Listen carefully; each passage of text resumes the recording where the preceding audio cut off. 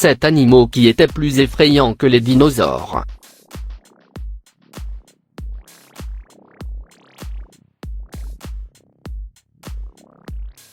Numéro 7. Mosasaures. Mosasaurus est un genre éteint de sauropsides mosasauridés, qui vivaient pendant le Maastrichtien au Crétacé, il y a entre 70 et 65 millions d'années dans la région de l'Europe occidentale, et de l'Amérique du Nord actuelle. Son nom fait référence au fait que le premier spécimen a été trouvé près de la Meuse. Le genre Capelliniosuchus, autrefois considéré comme un crocodiliforme métriorhynchide, est un synonyme junior de Mosasaurus. Mosasaurus faisait partie des derniers et des plus grands genres de mosasaures jamais découverts. Comme beaucoup de mosasaures, ses pattes ont été modifiées en nageoires hydrodynamiques, celle de devant étant plus grande que celle de derrière. Le crâne était plus solidement construit que chez les autres mosasaures, car la mâchoire s'articulait très étroitement contre le crâne. Teni accent aigu à un cuerpo amplio en format de baril, y conçu grandes ojos, pobre visio accent aigu en binoculari bulbo olfatorio mal de zarolado, lo experto crine que Mosasaurus vivi accent aigu à serra de la superficie de l'océano, dont de s'alimentaba de pus, tortuga, ammonita, y possiblement Mosasaurio petit.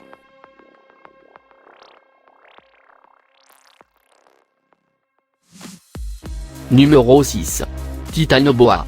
Le Titanoboa serjonensis est le plus grand serpent qui ait jamais existé sur notre planète. Avec un corps pouvant atteindre 15 mètres de long et 1,2 tonnes de poids, le Titanoboa serjonensis pouvait dévorer des crocodiles en une seule bouchée. Son apparence était similaire à celle d'un boa constrictor aujourd'hui, cependant, l'environnement de la jungle d'il y a 58 millions d'années révèle qu'il se comportait comme un anaconda. Se déplaçant facilement aussi bien dans le courant des rivières que dans les marécages, c'était le plus grand prédateur de la jungle paléocène. Ses restes fossiles ont été trouvés à Cerrejón, la plus grande mine de charbon à ciel ouvert du monde, située dans le département de la Guajira, à l'extrême nord de la Colombie et à la frontière avec le Venezuela. Au milieu du gisement de charbon, un groupe de paléontologues a trouvé des preuves de plantes fossilisées sur le site en 2002, la première indication qu'il y a quelques 58 millions d'années, Cerrejón accent aigu était une jungle dense avec 2 fois les précipitations annuelles de l'Amazonie avec une humidité accablante. Et avec des animaux et des plantes qui ont doublé de taille par rapport à ceux connus aujourd'hui.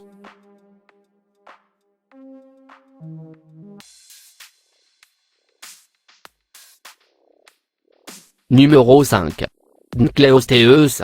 Nkleostheus est un genre de poisson placoderme arthrodire, qui existait à la fin du Dévonien, il y a environ 380 à 360 millions d'années, au Frasonien et au Famionien.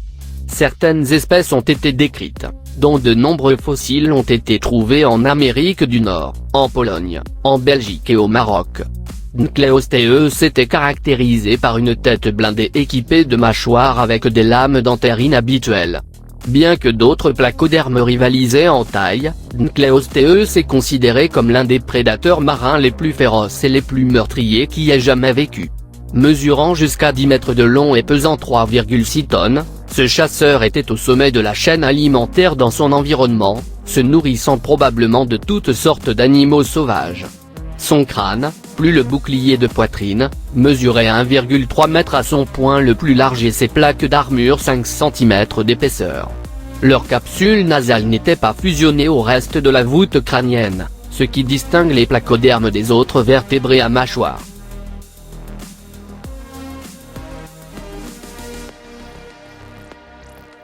Numéro 4. Hallucigenie. Hallucigenia était l'un des animaux les plus étranges de tous les temps.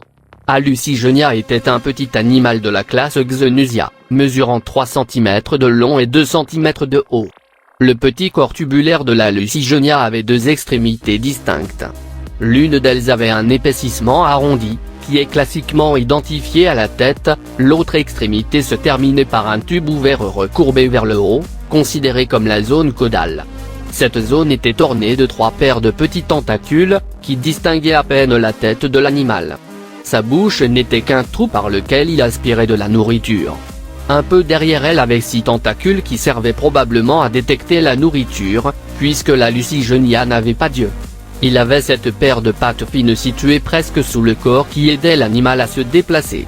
Il avait cette paire d'épines, située au-dessus des pattes, qui défendait l'animal des prédateurs, car personne ne voudrait sûrement se remplir la bouche de pointe pour une petite bouchée. Il avait une petite queue qui équilibrait la tête.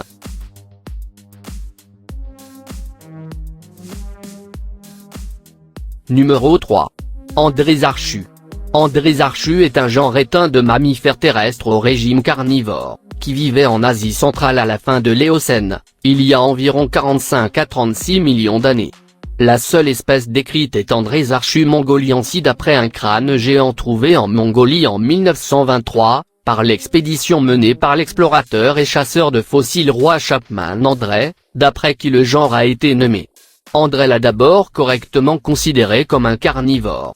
Plus tard, en raison de sa taille énorme, on a pensé qu'il était apparenté à Antlodon, un artiodactyle omnivore avec lequel il partageait les mêmes proportions faciales et crâniennes. Andrésarchus n'est connu que par un grand crâne mesurant 83 cm de long, et 56 cm de large et quelques morceaux d'os.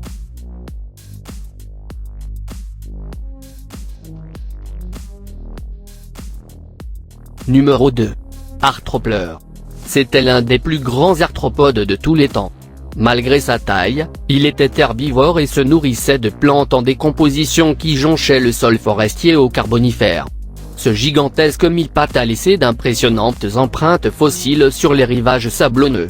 C'était le plus grand arthropode terrestre de tous les temps, et il est devenu si gros en raison de la forte concentration d'oxygène, qu'il leur a permis de grandir même avec leur système respiratoire primitif.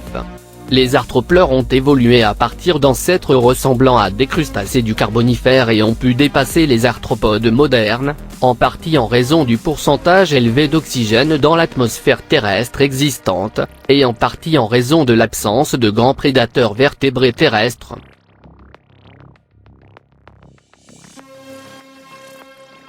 Numéro 1. Hélicoprion.